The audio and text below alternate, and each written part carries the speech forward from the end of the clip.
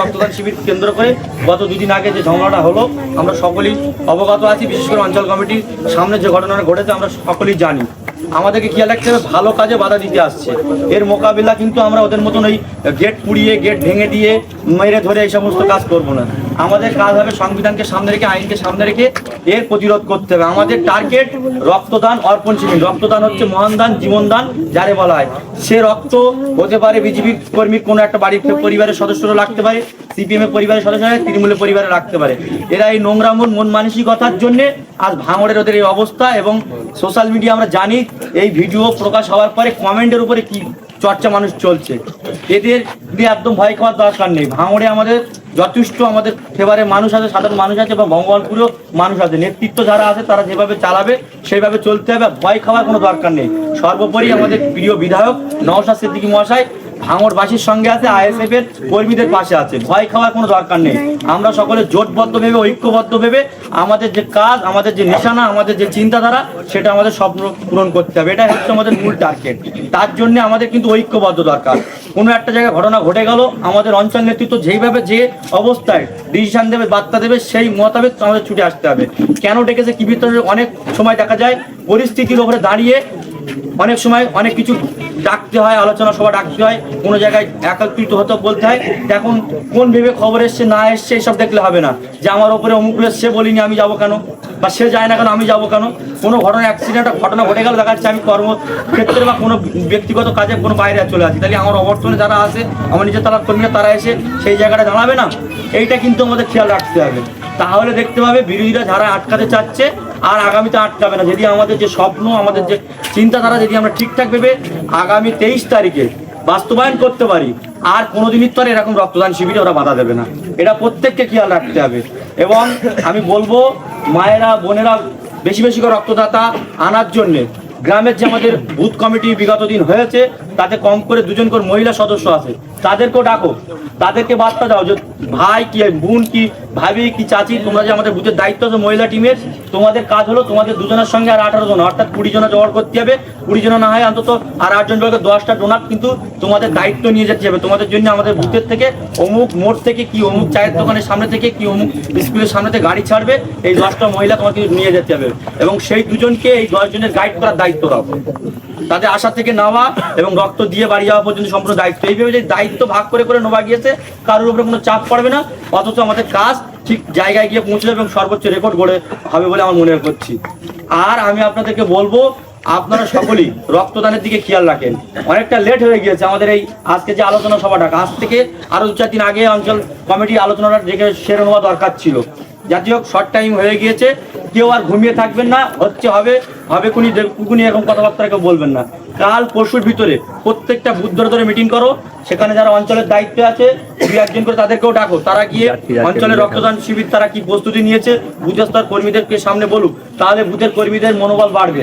শুধু অঞ্চলের লিডার হয়ে বাড়ি বসে থাকলে হবে না, ফোনে ফোনে কাজ করলে হবে না, তারাও বুথে পৌঁছক। প্রত্যেকটা বুথে যাওয়ার দরকার নেই, এই 5-6 দিন টাইম আছে, 2-3 করে মিটিং করলি অলরেডি 16-18টা বুথে কাজ হয়ে যাবে। এবং একে অপরে ভাগ করে নিয়ে কাজ করো। আর কাল থেকে আশা করি গেট বা যে আমাদের প্রোগ্রামে স্টেজ প্যান্ডেল হবে, সেখানে অটোমেটিকলি আমাদের লোক থাকতে হবে।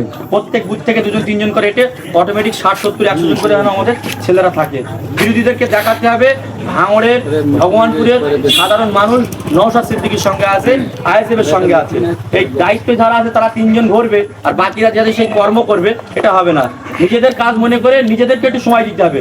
আমার বুথে আমরা 16-18 জন পার্টির দায়িত্বে আছি, একদিনে আমরা 2 জন কাজ লস করবো, বাকি 16 জন কাজ করবে, পরের দিনে আর 2 জন কাজ লস করবে। আমি বলিনি যে প্রত্যেককে কাজ বন্ধ করতে হবে। এটা আমাদের নিজেদের একটা মনে করতে পরিবার, এটা আমাদের পার্টিটা হচ্ছে একটা আমাদের নিজেদের একটা ব্যবসা মনে করতে। ব্যবসা বলতে ওই ব্যবসা না যে দূরে খাও, সিন্ডিকেট করো, ব্যবসা করো, এটা বলতে হবে না।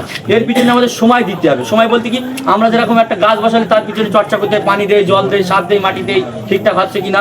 ঠিক আমাদের আইএসএফ দলটা, অঞ্চল কমিটিটা একটা গাছ, সেই গাছের দায়িত্ব প্রত্যেকটা বুথের কর্মীদেরকে সেই অঞ্চলটাকে জাগৃত করে রাখা, সেই গাছটা যেন আগামী দিন ভগবানপুর অঞ্চলের 24টা বুথে যেন এর ডালপালা পাতা খড় যেন ছড়িয়ে পড়ে, মানুষ যেন রাস্তায় আসতে পারে। কারণ ভগবানপুর অঞ্চলে যে দুর্নীতি, যে অত্যাচার নেমে এসছে, মানুষ কিন্তু এদের পিছনে আর নেই।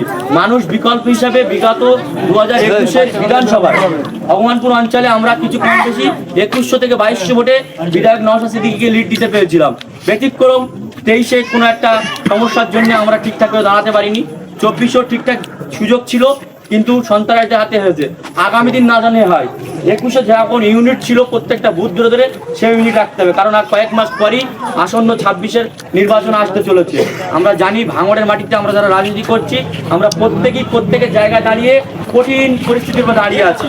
আমাদের এই দলের সাথে আমাদের নিজেদের স্বপ্ন, আমাদের ভবিষ্যৎ, আমাদের যে বিরোধীর সঙ্গে লড়াইয়ের যে একটা মূল যে দীর্ঘদিনের যে ছিল, সেটাই কিন্তু 26-এ আমাদের ফাইনাল পরীক্ষা যেটা বলা হয়, সেই ফাইনাল পরীক্ষা আমরা আগামী 26-এ দিতে চলেছি।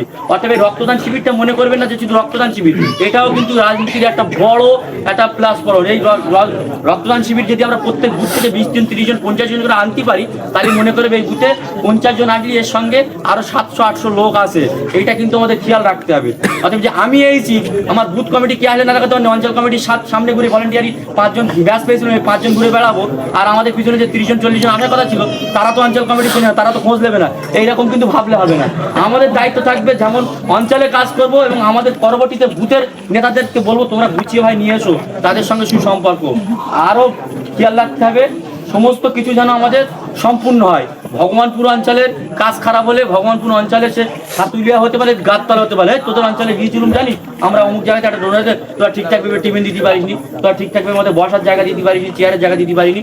অতএব আমাদের প্রত্যেকের ব্যবহারে ভগবানপুর অঞ্চলের সুনাম হবে, প্রত্যেকের ব্যবহার থাকবে। আমি কি পর্যায়ে আসি দেখার দরকার নেই, যে অঞ্চলতে আসুক, যে যেখান থেকে আসুক, যে বুথতে আসুক, প্রত্যেককে মেহমানদারি করতে হবে, ঠিকঠাকভাবে তাদের সঙ্গে ব্যবহার করতে হবে, সুসম্পর্ক রাখতে হবে।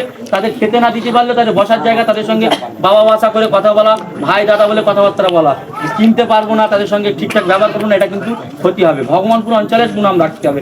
নাম রাখতে গেলে প্রত্যেককে যারা ভলেন্টিয়ার্স এবং অন্যান্য দায়িত্ব যারা পালন করবে, প্রত্যেককে কঠোর হতে হবে এবং নীতির ওপরে দাঁড়িয়ে সুন্দর ব্যবহার করে কিন্তু আমাদের মন জয় করতে হবে। এটাই হবে আমাদের এই কথা। আমি আর বিস্তারিত কথা বলবো না। আগামী দিন সকলকে একসঙ্গে চলার আর বার্তা দিয়ে, সকলকে মিলেমিশে থাকার বার্তা দিয়ে এবং রক্তদান শিবিরটাকে সম্পূর্ণরূপে সাকসেসফুল করার আশা ভরসা রেখে আমি আমার সংক্ষিপ্ত বক্তব্য এখানেই শেষ করলাম। ইনকলাব জিন্দাবাদ, ইন্ডিয়ান সেকুলার ফ্রন্ট জিন্দাবাদ, বিধায়ক নওশাদ সিদ্দিকী জিন্দাবাদ।